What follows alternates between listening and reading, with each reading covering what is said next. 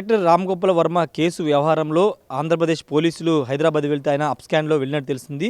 ఈ నేపథ్యంలో అసలు రామ్ గోపాల్ వర్మ పెట్టిన పోస్టులకి ఆయన చేసిన వ్యాఖ్యలకి ఏ విధమైన శిక్షలు పడే అవకాశం ఉంది. వాటితో పాటు ఆంధ్రప్రదేశ్ వ్యాప్తంగా గత ప్రభుత్వాలు ఎవరైతే సోషల్ మీడియాలో పోస్టులు పెట్టారో వాళ్ళ మీద కేసులు నమోదవుతున్న నేపథ్యంలో వాళ్ళ మీద ఎలాంటి కేసులు నమోదయ్యే అవకాశం ఉంది, వాళ్ళకి ఎంతకాలం శిక్ష పడే అవకాశం ఉంది. ముఖ్యంగా రామ్ గోపాల్ వర్మ వ్యవహారం రాష్ట్ర వ్యాప్తంగా చర్చనీయాంశమైన నేపథ్యంలో ఇప్పుడు రామ్ గోపాల్ వర్మ అరెస్ట్ అయితే ఆయనకి ఎలాంటి జైలు శిక్ష పడే అవకాశం ఉందో తెలుసుకుందాం. ప్రస్తుతం మనతో పాటు హైకోర్టు అడ్వకేట్ పరిగెల కోటేష్ ఉన్నారు, మాట్లాడదాం. సార్ నమస్తే.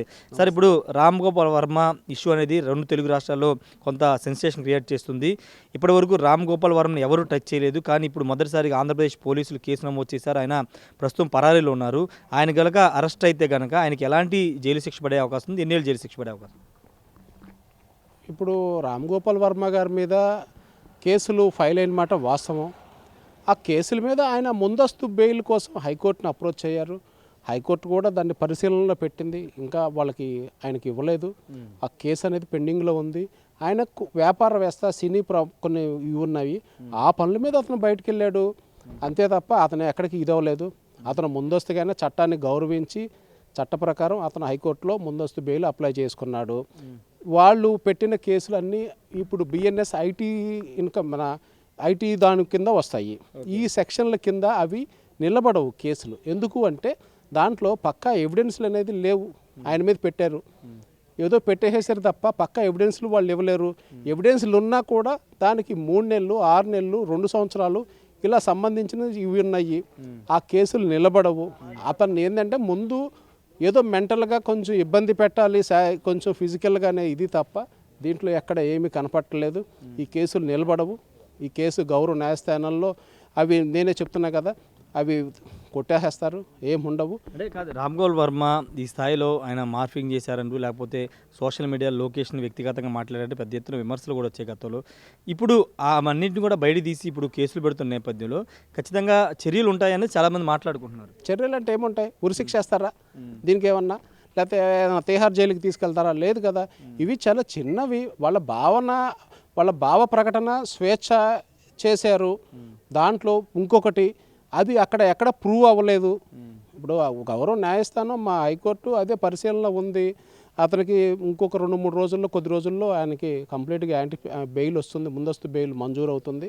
గౌరవ న్యాయస్థానం మీద నమ్మకం ఉంది. ఆ కేసు అది మీరు దాని గురించి వరి అవ్వాల్సిన అవసరం లేదు. మేము ఎట్లాంటి వాటికి భయపడే పరిస్థితి లేదు. ఆయన కొంచెం వ్యాపారవేత్త, మీకు తెలిసిందే. ఆయన సినీ కొంచెం ఆ బిజీలో వేరే చోటుకి వెళ్ళారు అంతే తప్ప అదేం లేదే, పారిపోలేదే. ఇండియా వదిలిపెట్టి వెళ్ళిపోలేదు కదా అతను. అంటే ఆర్జీవీకి సంబంధించిన వ్యవహారంలో ఇప్పుడు పోలీసులకు భయపడే ఆయన ఆల్రెడీ ఒకసారి నోటీస్ ఇస్తే 4 రోజుల తర్వాత వస్తాను వాట్సాప్ మెసేజ్ పంపడం, ఇప్పుడు ఈరోజు విచారణ రమ్మంటే ఆయన ఇంటి దగ్గర లేకపోవడం, ఇవన్నీ పారిపోయినట్టు కదా. అంటే ఇంటి దగ్గర లేకపోతే పారిపోయినట్టనా? ఇండియాలో ఉన్నాడు కదా. అంటే పోలీసులు సమాచారం ఇవ్వాలి కదా.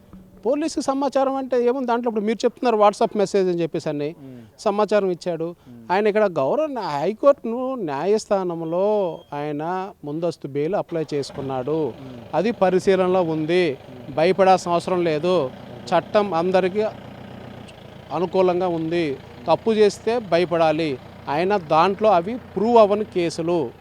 వాళ్ళు కావాలి. ఎలాంటి సెక్షన్లు పెట్టారు? ఆ సెక్షన్లు ఏ విధంగా ఉంటాయి సార్? అంటే ఇప్పుడు దీంట్లో వచ్చేసరికి బిఎన్ఎస్ కొత్త చట్టాలు అనేది వచ్చినాయి. వీటిల్లో యాక్చువల్గా చూసుకుంటే ఆ బిఎన్ఎస్ చట్ట ప్రకారం చూసుకుంటే ఈ కేసులు నిలబడవు. ఎలా అంటే దీంట్లో అసలు ఆయన ఎక్కడ ఎవిడెన్స్ లేదు. ఇప్పుడు రామ్ గోపాల్ వర్మ అని పేరు పెట్టుకొని నేను ఒక పేరు పెట్టుకొని నేను క్రియేట్ చేసుకొని నేను పెట్టుకోవచ్చు ఉద్దేశపూర్వకంగా. అలా ఈ రాజకీయ నాయకుల పేర్లు కొంతమంది పెట్టుకొని కొంతమంది ఇచ్చేశారు తప్ప దీంట్లో ఆయన ఎక్కడ దోషిగా లేదు. అదే న్యాయస్థానం పరిశీలనలో ఉంది. మేము అక్కడ ఉన్న జడ్జి గారు కూడా అదే చెప్పాము. ఆర్గ్యుమెంట్స్లో కూడా వాళ్ళు మొత్తం అంతా విన్నారు. ఈ కేసులో సానుకూలంగా ఉంది. అయితే ఏంటంటే కొంచెం టైం తీసుకుంటున్నారు. ఎందుకంటే పోలీసులకు ఇన్స్ట్రక్షన్స్ వాళ్ళ దగ్గర నుంచి వాళ్ళు అడుగుతున్నారు మొత్తం వీళ్ళేమి ఇది చేశారనేది. అది పరిశీలనలో ఉంది. ఆయనకి ముందస్తు బెయిల్ మంజూరు అవుతుంది. ఇబ్బంది ఏం లేదు. వాళ్ళు ఎన్ని కేసులు పెట్టినా భయపడాల్సిన అవసరం లేదు, పారిపోవాల్సిన అవసరం ఇంకా లేదు. ఎక్కడున్నా ఇప్పుడు ఏ ఊరు వెళ్ళినా అక్కడ పోలీసులు ఉంటారు. ఇండియా వదిలిపెట్టి పోలేదు కదా, ఇండియాలోనే ఉన్నాడు. ఆయన వ్యాపార పని మీద పోయాడు. ఆయన ఫోన్ కూడా అందుబాటులోనే ఉంది, మేము మాట్లాడాము. ఆయన వస్తానంటున్నాడు. మాట్లాడారా ఆర్జీవితో? మాట్లాడాము ఓకే. ఆయన వస్తాను నేను బిజినెస్ పని మీద బయటకు వచ్చాను, నేను వచ్చి ఇచ్చేసుకున్నాను, నేను ఎక్కడికి పోలేదు, నేను న్యాయస్థానంలో నేను ఆల్రెడీ ముందస్తు బెయిల్కి అప్లై చేసుకున్నాను అంటున్నాడు. మరి దానికి సమాధానం చెప్పమనండి. ఇప్పుడు మరి పోసాని కృష్ణమురళి మీద కూడా కేసులు నమోదయ్యే అవకాశం ఉందని చెప్తున్నారు. ఒకవేళ ఇలాంటి రకమైన అంటే ఈ విధమైన కేసులు నమోదయ్యే అవకాశం ఉందా? ఆయన కూడా కోర్టుని అప్రోచ్ అయితే అతను కూడా బెయిల్ వచ్చే అవకాశం ఉంటుంది? తప్పకుండా అందరికీ బెయిల్ వస్తుంది. దీంట్లో ఒకటండి, దీంట్లో వాళ్ళు పెట్టేవి ఎక్కడ దీంట్లో క్రిమినల్ కేసులుగా ఏమీ లేవు. వాళ్ళు బిఎన్ఎస్ చట్ట ప్రకారం ఐటీకి సంబంధించి ఆ ఐటీ యాక్ట్ మీద పెడుతున్నారు. ఐటీ యాక్ట్ అనేది దాంట్లో ప్రూవ్ అవ్వవు ఈ కేసులు, ఎవరెవరో పెడతా ఉంటారు. సపోజ్ జగన్మోహన్ రెడ్డి గారి పేరు మీద కొంతమంది పెడతారు, చంద్రబాబు నాయుడు గారి మీద కొంతమంది పెడతారు, లోకేష్ గారి మీద, పవన్ కళ్యాణ్ మీద, అలా కొన్ని అకౌంట్లు క్రియేట్ చేసి పబ్లిక్లో ఏంటి అంటే కొంచెం అలజడి చేయాలి, ఉన్న లా అండ్ ఆర్డర్ ప్రాబ్లం తీసుకురావాలని కొంతమంది ఇచ్చేస్తారు. అవి ఎక్కడ ప్రూవ్ అవ్వు, వాళ్ళు ఎక్కడో ఉంటారు, దుబాయ్లో ఉంటారు, సింగపూర్లో ఉంటారు, ఎక్కడో బయట దేశాల్లో ఉంటారు. అవన్నీ ప్రూవ్ అవి కాదు, ఎవరో పేరు మీద. ప్రపంచంలో ఎక్కడుండే ఇంటర్నెట్ ఒకటే కదా, అక్కడి నుంచి పెట్టొచ్చు కదా ఆ ఐడితో. మరి పెట్టినప్పుడు వీళ్ళు ఎక్కడికి అమెరికా వెళ్ళి పట్టుకొస్తారా? ఎక్కడి నుంచి పట్టుకొస్తారు చెప్పండి? ఏ ఫోన్ నుంచి పెట్టారని ఐపీ నెంబర్ కావాలి కదా. ఇవన్నీ చాలా ఉంటాయి, ఇవన్నీ నిలబడవు కేసులు. ఇవేంటంటే ఏదో ప్రస్తుతానికి పెట్టి కొంచెం దాన్ని ఇబ్బంది పెట్టాలని చూస్తున్నారు తప్ప న్యాయస్థానాలు వాటిని అన్ని పరిశీలనలోకి తీసుకుంటాయి. ఇవి కేసులు నిలబడవు.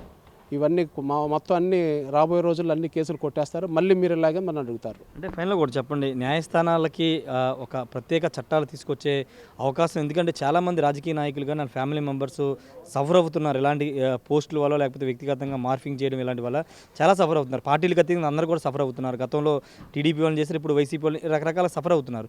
ఈ నేపథ్యంలో న్యాయస్థానాలకి ఎంతవరకు పరిధులు ఉంటాయి ఇలా కొత్త చట్టాలు తేవడానికి కానీ, లేకపోతే ఇవన్నీ నియంత్రించడానికి?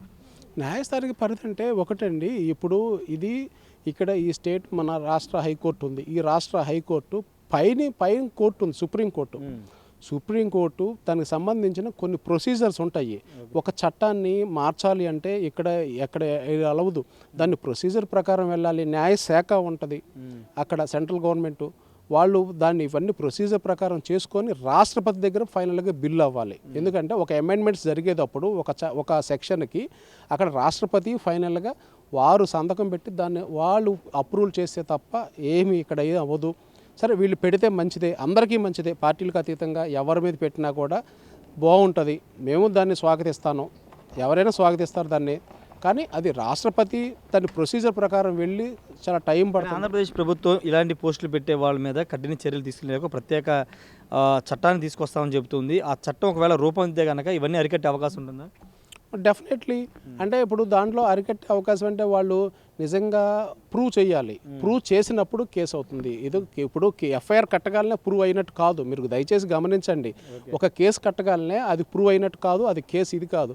ఒక ఎఫ్ఐఆర్ కట్టిన తర్వాత సంబంధించిన న్యాయస్థానాలకు దృష్టిలోకి వెళ్ళి వాళ్ళు విచారించి ఇది ఇతను ఎక్కడ నుంచి జరిగింది, దానికి సంబంధించిన ఎవిడెన్స్లు ఇవన్నీ సబ్మిట్ చేసి ప్రొసీజర్ ప్రకారం దాన్ని ప్రూవ్ చేయాలి. అప్పుడు ఆ కేసు ఇదేనట్టు. అంతే తప్ప ఇప్పుడు ఎఫ్ఐఆర్ కట్టేసేసిన మాత్రాన అతనికి శిక్ష పడిపోదు, అతను నిందితుడు కాదు. మీరు దయచేసి అది గమనించాలి. ఏ న్యాయస్థానమైనా దానికి సంబంధించిన ఎవిడెన్స్లు కావాలి. అది అక్కడ ఉన్న న్యాయాధిపతులు దాన్ని విచారించి దానికి సంబంధించిన డాక్యుమెంట్స్ అన్ని పరిశీలనలో తీసుకొని ఆ కేసు నిర్ధారిస్తారు. అప్పుడు దోషులు నిర్దోషులా తెలుస్తారు. అయితే ఫైనల్గా వర్మకి, పోసాని వీళ్ళందరూ కూడా హైకోర్టులో బెయిల్ వచ్చే అవకాశం ఉంది. వాళ్ళంటే ఎలాంటి శిక్షలు పడే అవకాశం లేదంటారు ఫైనల్గా? ముందు వాళ్ళకి ముందస్తుగా బెయిల్ వస్తుంది. బెయిల్ వచ్చిన తర్వాత వాళ్ళు ఆటోమేటిక్గా ఇవి కేసులు ఎక్కడైతే వాళ్ళకి ఫైల్ చేశారో అక్కడ సంబంధించిన గౌరవ న్యాయస్థానంలో వీళ్ళ కేసులు అక్కడ ఉంటాయి. ప్లస్ ఈ కేసుల్లో కూడా మల్టిపుల్ ఎఫ్ఐఆర్లు అయినాయి. దీనికి మల్టిపుల్ ఎఫ్ఐఆర్లకు సంబంధించి కేరళ అక్కడ హైకోర్టు ఒక తీర్పు ఇచ్చింది. మేము ఆ తీర్పును కూడా గౌరవ న్యాయస్థానం దృష్టిలోకి తీసుకొచ్చాము. ఇలా మరి ఒకే నేరం చేసినప్పుడు ఒక ఎఫ్ఐఆర్ ఉండాలి, అంతే తప్ప మల్టిపుల్ ఎఫ్ఐఆర్లు అవ్వకూడదు. ఇవన్నీ సంబంధించినవి ఉన్నాయి. ఇవన్నీ గౌరవ న్యాయస్థానానికి మేము అన్నీ ఇస్తాము. ఇవన్నీ రాబోయే రోజుల్లో కొద్ది రోజుల్లోనే వాళ్ళు.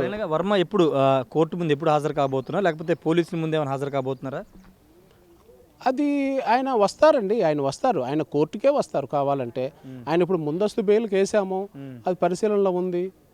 గౌరవ న్యాయస్థానం ఇచ్చే తీర్పును బట్టి ఆయన వస్తారు, ఇబ్బంది ఏం లేదు. మేము కోర్టుకి చట్టానికి వ్యతిరేకంగా కాదు. అతను నా క్లయింట్, అతను చట్ట ప్రకారం నడుచుకుంటాడు. మేము అతన్ని నడిపించి ఏదున్నా కూడా మేము చట్ట ప్రకారం ఎదుర్కోవడానికి సిద్ధంగా ఉన్నాం. ఓకే, ఇది ఓవరాల్గా వర్మ మీద పెట్టిన కేసులు పెద్దగా నిలబడే కేసులు కాదని చెప్తున్నారు. కానీ చట్టాన్ని గౌరవిస్తూ ఆయన ముందస్తు బెయిల్ అప్లై చేశారు. ముందస్తు బెయిల్ ఖచ్చితంగా వచ్చి తీరుతుందని చెప్తున్నారు.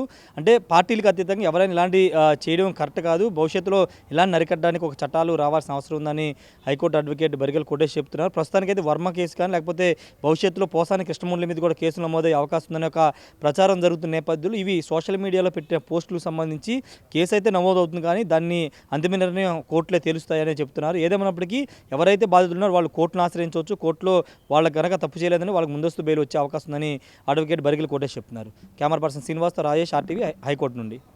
మరిన్ని వీడియోస్ కోసం ఛానల్ సబ్స్క్రైబ్ చేయండి. లేటెస్ట్ అప్డేట్స్ కోసం వాట్సాప్ ఛానల్ ఫాలో అవ్వండి. అండ్ లింక్ డిస్క్రిప్షన్ లో ఉంది.